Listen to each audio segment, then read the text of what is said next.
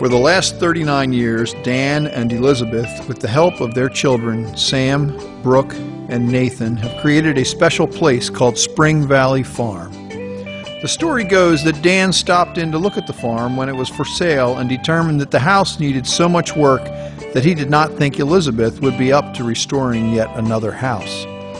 She, after seeing the advertisement, was intensely curious.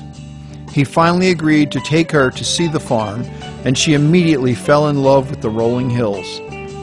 Despite the condition of the house, she saw great possibilities for creating a beautiful farm. Dan grew up on a beef and grain farm in Jerseytown, Pennsylvania. He was born farming, it seems. In his growing up years, he helped with all aspects of the farm and was active in the local 4-H club. Elizabeth was born in California to parents devoted to education and Quaker ministry. She grew up on the campus of Earlham College, where her father was head of the School of Religion in Richmond, Indiana. While Elizabeth took advantage of town life, her father often shared his love of the earth and stories of pioneering ancestors, and she developed an interest in farms at a young age. Earlham College brought the two together. Dan graduated from Earlham College in 1962 with a degree in geology and social science. After Earlham, he spent 1 year at Arizona State seeking additional coursework in soils and forestry. They married in June 1963, followed by an active life of moving and restoring old houses while Dan worked for the Soil Conservation Service.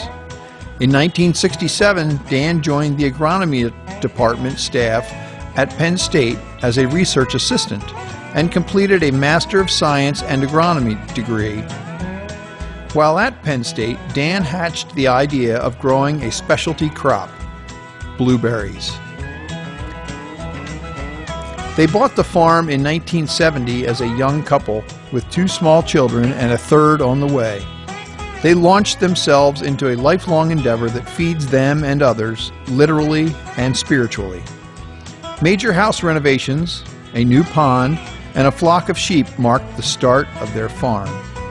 2 years later, the first blueberries were planted. Planting was a family affair, and the bulk of the blueberries were planted by 1980.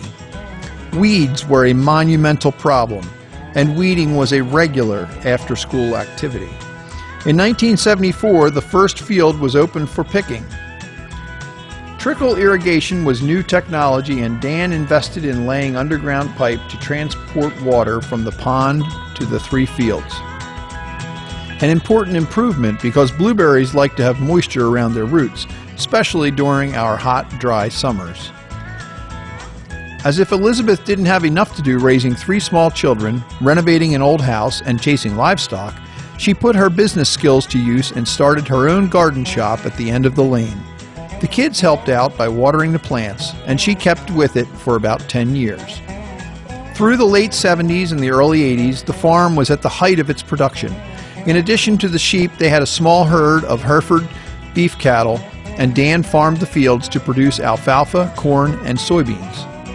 Through the years, they raised a couple of hogs, had laying hens, and raised broiler chickens. In 1976, Dan began farming more land and started his own consulting business, Derr Agri-Services.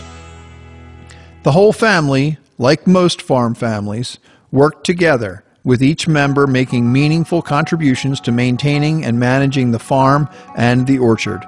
The calendar year was marked by pruning, mowing, picking, selling fruit, weeding, and mulching. Many mealtimes were devoted to discussing strategies and plans. For instance, the topic of should the farm be open on Sundays during the picking season came up numerous times, and the family was united in wanting to uphold the ideal of Sunday is a day of rest. Another characteristic of their farm is an element of simplicity, not unusual for Quakers. They have tried to stay true to themselves not only by cultivating a productive and tasty crop, but by cultivating a peaceful place. The buildings and signs are simple and rustic, and the overall experience is focused on interacting with the place as it is. As a result, people often comment how glad they are that we provide a place for them to not only pick their own fruit, but to enjoy the rolling hills, the pond, the gardens. They often remark on the peacefulness. 1984 marked a significant upgrade in the blueberry sales operation. First, Elizabeth embarked on a new career as a librarian and eventually became the head of the circulation desk at the Elkton Public Library, where she worked for 10 years. The former garden shop was moved 1/4 mile back the lane on 2 wagons and placed where it is today to become the Blueberry Shed. The building provided a much more user-friendly place to weigh and sell fruit. The late 80s also brought a change in the overall farming operation as grain production ceased and the beef cows and sheep were phased out. Christmas trees came and went. However, the orchard was expanded to include brambles and fruit trees, and the main farming operation became the orchard. Raspberries, blackberries, cherries, peaches, plums, apricots, apples were all grown on the farm. Visits home from college always included helping out on the farm, from putting up signs to tackling the ever-present weeds.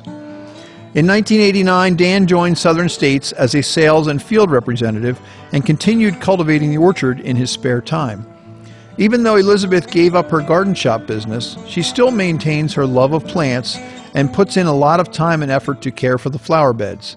Many customers comment on how much they enjoy looking at her gardens. Elizabeth was largely relieved of her marketing duties in the early 90s with the introduction of email. Even though she continued to post advertisements, she found that most people were spreading news of picking availability by way of email. The new communication method and an increase in the local population brought more and more people to Spring Valley Farm. And then there are the birds. Dan was known to regularly lean on his horn in his truck whenever he drove out the lane past the fields in an effort to scare the birds.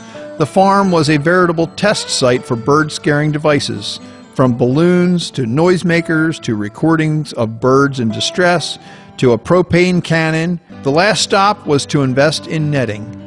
An incredible undertaking that, quite undeniably, challenged the family's cooperation skills like no other farm project. Several years ago, Dan wound up his time at Southern States and went back to farming full-time. This transition marked the latest chapter, whereby the orchard was given a boost. Dan planted a new crop of peach trees and re-established his bramble patch that had gone by the wayside over the years. Dan and Elizabeth continued to do a large part of the work themselves and have just finished another season of pruning. Their daughter Brooke is back on the scene, and she is working part-time at the farm and part-time on her landscape design business, Piedmont Landscapes. Sam lives with his wife and 3 children in Durham, North Carolina, and Nathan and his wife and children live in Towson. Throughout the past 39 years, Dan has been an active member of Cecil County's agriculture community. He is a member of the Farm Bureau and has served on the board. Most recently, he volunteered to participate in the Cecil County Comprehensive Planning process as a representative of the Farm Bureau. He is a member of the Oversight Committee and participates on 2 subcommittees, Land Use and Agriculture and Land Preservation. Dan is committed to finding the best, most effective means for preserving agriculture in Cecil County. Both Dan and Elizabeth enjoy the farm they have created, and most of all enjoy sharing it with their family and friends. Each year they look forward to seeing their customers. Many are known by name. Several families are on the 3rd generation of Spring Valley Farm blueberry pickers. One of the favorite stories is of the time a customer asked Elizabeth a couple of years ago, "What happened to the old folks who used to run the farm?" She, of course, had to point out that she was one of the old folks, and that yes, they were still running the farm.